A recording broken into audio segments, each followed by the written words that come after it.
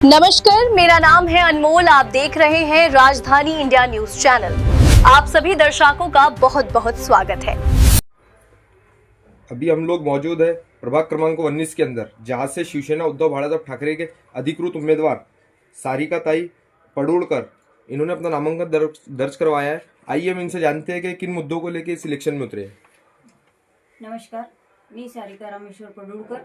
मी प्रभाग क्रमांक 19 क मधून शिवसेना उद्धव बाळासाहेब ठाकरे यांच्या गटातून मशाल या चिन्हावर निवडणूक लढवत आहे। माझं मत एकच आहे की मला आता काहीतरी परिवर्तन पाहिजे। आमच्या एरियात म्हणा, आमच्या गल्लीत म्हणा किंवा बाजूला म्हणा, मी जिकडे तिकडे वातावरण बघत आहे, लोक कंटाळले अक्षरशः। आताचं वातावरण तुम्ही बघितलेलं आहे, मलाही माहिती आहे की कितपत आपल्या योजना आपल्यापर्यंत पोहोचल्या आहे किंवा तुमच्यामध्ये काय परिवर्तन झालेलं आहे, विकास किती झालेला आहे। 10 वर्ष झाले, 15 वर्ष झाले, 25 वर्ष झाले, आपल्याला विकास कुठेच दिसत नाही आहे। आणि एवढंच नाही तर मी आता जिथे जिथे प्रचार करत येत आहे तिथे तिथे मला प्रत्येक जण समस्या मांडत आहे, त्यांच्या समस्या सांगत आहे। घराघरातली गृहिणी बाहेर येते आणि म्हणत आहे की आम्हाला परिवर्तनाची गरज आहे मॅडम, आम्हाला परिवर्तन हवं ताई, तुमच्या माध्यमातून का होईना आम्हाला परिवर्तन घडवून द्या। सर्वांचे एकच वाक्य आहे, आम्हाला विकास हवा।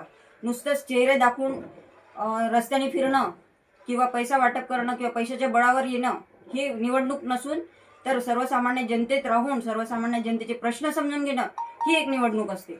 मी आज सर्वसामान्य जनतेतून बाहेर आलेली आहे। मी महानगरपालिकेचे अध्यक्ष महानगरपालिकेचे बचत गट चालवलेले आहे। माझ्या माध्यमातून कित्येक स्त्रियांना मी त्यांना प्रशिक्षण दिले आहे, ट्रेनिंग दिलेले आहे। त्यांनी पार्लरचे ट्रेनिंग केलेले आहे, शिवण क्लास केलेले आहे, त्यांना मार्क्सचे मी कामं दिलेले होते। माझ्याकडनं जितकं होईल तितके मी कामं करत होते। एक मी टीचर पण होती आणि आता मी सेतू केंद्र स्वतः चालवत आहे। तिथेही कित्येक लोकांना अडचणी येत आहेत, तिथेही लोक माझ्यापर्यंत येतात आणि मला सांगतात मॅडम आम्हाला हे कागद आणा, तो कागद आणा। महानगरपालिकेत गेले तर एकही काम व्यवस्थित होत नाही, तो साहेब त्या अधिकाऱ्याकडे पाठवते, तो साहेब दुसऱ्या अधिकाऱ्याकडे पाठवते। सामान्य जनतेने करायचं काय? कुठून आणायचे कागद? एक कागद मागायला गेलं तर 4 कागद मागतात, 4 कागद घ्यायला गेलो तर अजून दुसरा पाय काढतात। अरे त्यांनी करायचं काय? कुठे जायचं? कोणाजवळ जायचं? कोणाला प्रश्न मांडायचे? नगरसेवक लक्ष देत नाही, महानगरपालिकेतले सहायक लोक सहकार्य करत नाही, जिकडे तिकडे भोंगळ कारभार झालेला आहे, कुठेच कोण। माझं म्हणणं एकच आहे की प्रत्येक सामान्य जनतेचे प्रश्न तुम्ही समजून घ्या आणि त्यांच्यापर्यंत पोहोचवा।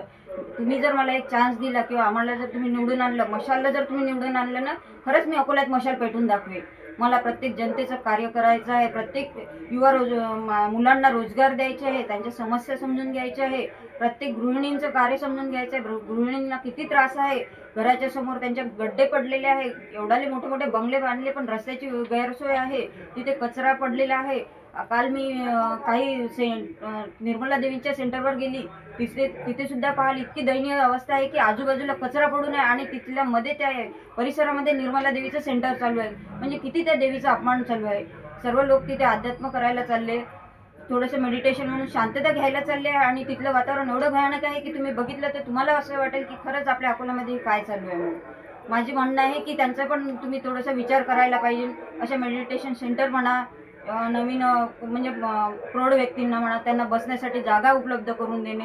रस्त्यावर लोक बसतात, बिचारा गरीब गरजू लोकांना जी आवश्यकता आहे ते त्यांच्यापर्यंत योजना येत नाही आहे। घरकुलच्या योजना झाल्या, शिवसेने कितीतरी याबद्दल टॅक्स विरोधी आंदोलनं उभारले आहेत। घरकुलची योजना शिवसेना वसाहतमध्ये आम्ही चालू करून दिली आहे, तरी कित्येक लोक म्हणत आहे की आमच्यापर्यंत घरकुल योजना आलेली नाही। मी स्वतः पदावर नसताना माझ्या गल्लीतल्या लोकांना प्रभाग क्रमांक 19 मध्ये मी 15 ते 20 शौचालय बांधून दिले। त्यावेळेस तर माझ्याजवळ पद पण नव्हतं। जर तुम्ही मला पद दिलं ना तर मी खरंच काहीतरी करून दाखवण्याची जिद्द ठेवेल आणि माझा हे शब्द हा शेवटचा शब्द असेल। मी पैसा नाही तर काम करणं योग्य मानेन। मी प्रत्येक जनतेच्या घरापर्यंत जाईन, प्रत्येक व्यक्तीच्या घरापर्यंत जाईन आणि त्यांच्या समस्या समजून घेईन। असं नाही होणार की आज तुम्ही निवडून आले आणि तुम्ही उद्या चेहरा दाखवणार नाही। तुम्ही हे विचारायला याल मला की ताई आपल्या गल्लीतलं काम कधी झालं, केव्हा होणार आहे, हे शब्द तुमचे कधी माझ्यापर्यंत येणार नाही। तुम्ही हाच शब्द करसाल मला की ताई आमच्या गल्लीतलं काम संपलं आणि तुम्ही खूप लवकर केलेलं आहे, हे शब्द माझे राहतील। पुढच्या 5 वर्षानंतर जर मी तुमच्या घरापर्यंत पोहोचली तर तुम्ही मला डायरेक्टली असं म्हटलं पाहिजे की ताई आम्हाला तुम्हीच पाहिजे, तुम्ही आमच्या घरापर्यंत नाही आल्या तरी चालेल म्हणून। हे माझे शेवटचे शब्द राहतील। माझा शब्द म्हणजे शब्द राहील, बस यावर मी काहीच बोलले। धन्यवाद।